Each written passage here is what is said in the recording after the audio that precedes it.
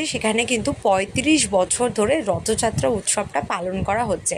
আমরা হয়তো অনেকেই জানি, আবার অনেকেই হয়তো জানি না, বাট যারা জানো না আমি তাদেরকে বলছি, এই হলো আমাদের প্রভু জগন্নাথ দেবের রথ, আর এই হলো প্রভু জগন্নাথ দেবের মন্দির, যেখানে তোমরা সন্ধেবেলা গেলে আরতি দেখতে পাবে প্রভু জগন্নাথ দেবের। আর এই যে হচ্ছে পুরো মেলাটা, যদিও পুরো মেলাটা প্রচুর বড়, আমি ভিডিও করতে পারিনি। তো এখানে দেখতেই পাচ্ছ প্রভু জগন্নাথ দেবের কী সুন্দর আরতি চলছে, পুজো উৎসব চলছে।